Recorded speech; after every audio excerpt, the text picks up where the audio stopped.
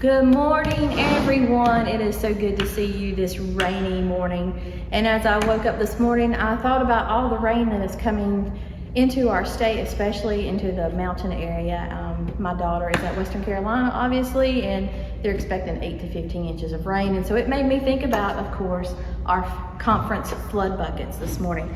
So a few years ago, I did a video on how to pack a flood bucket. Well, since that time, they have updated the information of the things that they want to go into the flood bucket. Now you can go to UMCOR's website, I think it's umcmission.org, and you can find this cleaning bucket list. They don't call it a flood bucket anymore, they call it a cleaning bucket. But I will post this list in the comments or on the feed there so that you can look at this list of items. But if you want the full PDF, on the back, the second page is going to have shipping instructions and stuff if you choose to ship it. Of course, here at Memorial United Methodist Church in Thomasville, we are a drop-off site, so you are welcome to bring any flood buckets that you would like to Memorial United Methodist Church, 101 Randolph Street, Thomasville, North Carolina, and we will make sure that they get where they need to go. So, first thing you're going to need, obviously, is a bucket. Now, I have been to 4 different stores this morning, and I'm going to tell you, if you're in the local area, where to go and find these things. So Walmart does have these buckets. You find the bucket and the lid is separate, but this is the size that you're going to need.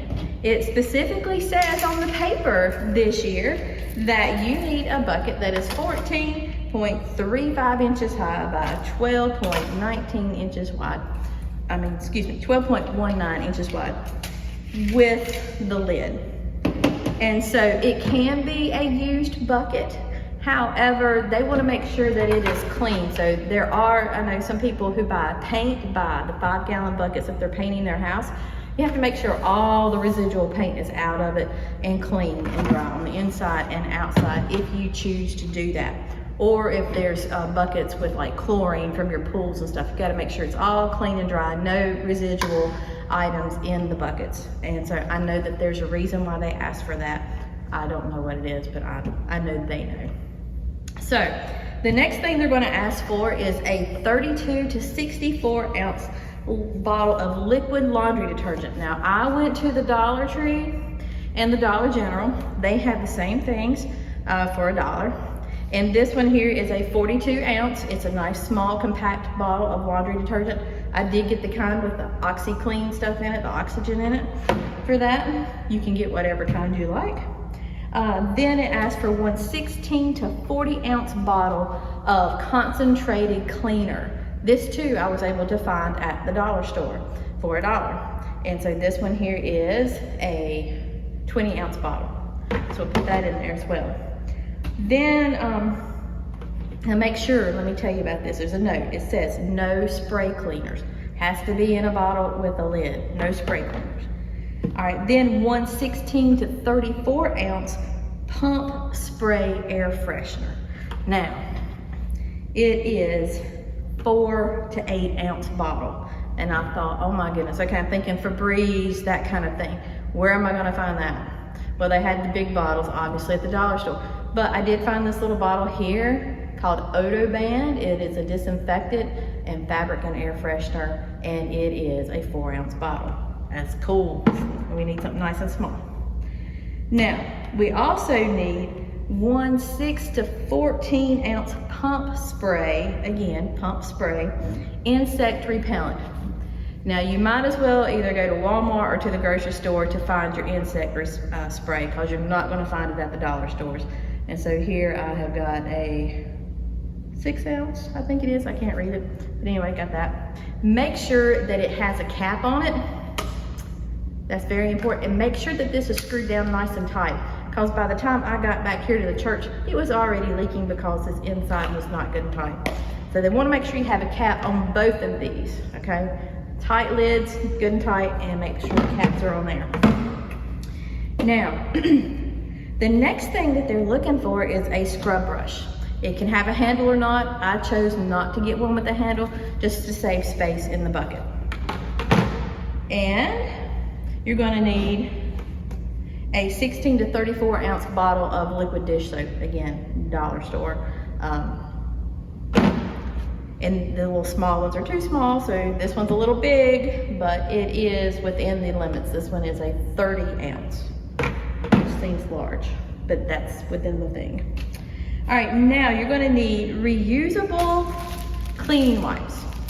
I bought these here. There is 9 in a pack. You're gonna need 18 of those, but you have to unpackage them, okay? So that's the first thing, unpackage them.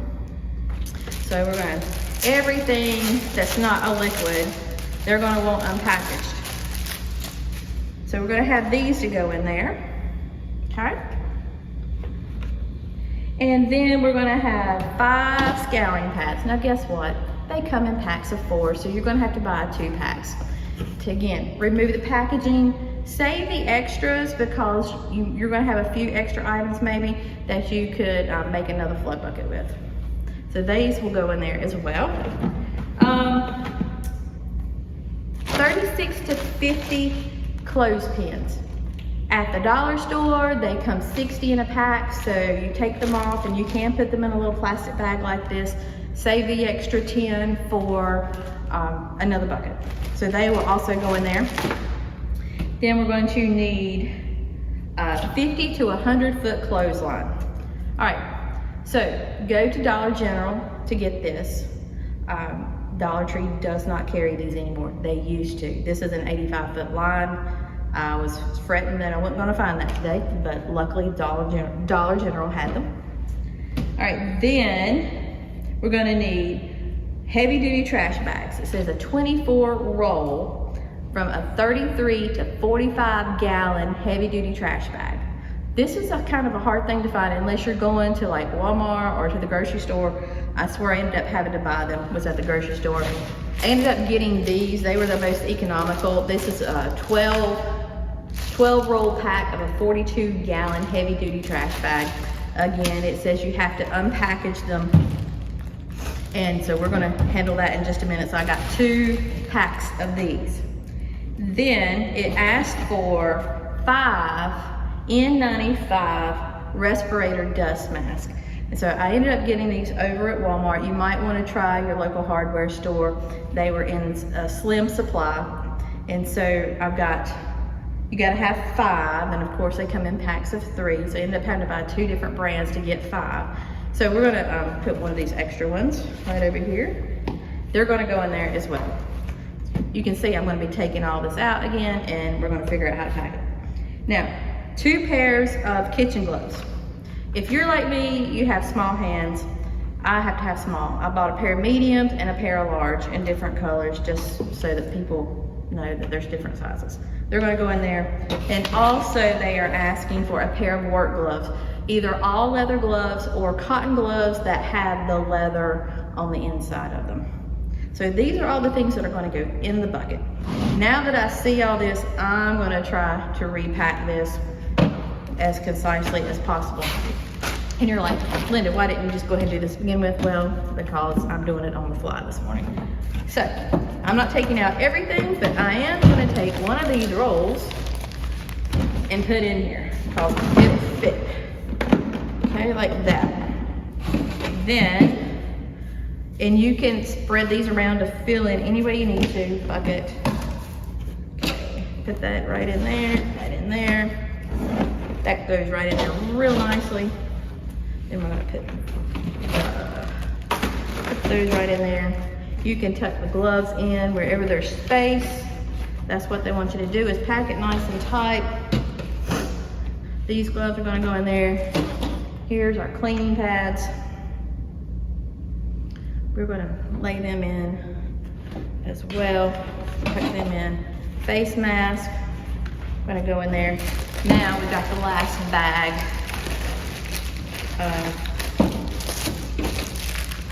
trash bags to get in this space. As you can see, it's already pretty full. So let's just unroll some of these. And I bet these are gonna be terrible. They sure are. Okay, we're just gonna try to tuck these in, lay them flat wherever we can. We'll move these out for just a minute. See where I can get some of these tucked in these holes. Oh yeah, we can do that. Right in there. Take some more of these. Tear it off. Roll it up. Again, putting these in here, this side.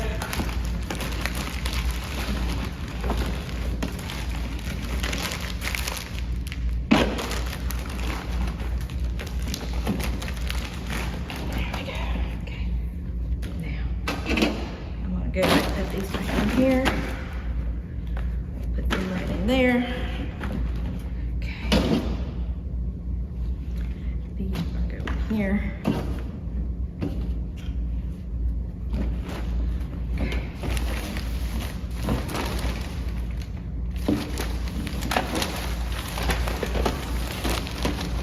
That'll be a miracle if we get all these in here. This is a lot of trash bags. Which I totally get why they need a lot of trash bags, because obviously there's a lot of debris and yard waste from a flood. You don't think about that until you actually have it happen and everything gets washed loose. Limbs and branches, dirt and debris gets everywhere. Anything that's not secured from outside is going to get washed loose, and you may be cleaning up stuff from your neighbor's yard. And so I think this might actually work. We're getting close, folks.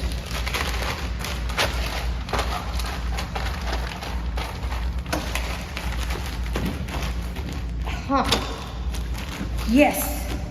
Look! Hooray! Very good. And the lid.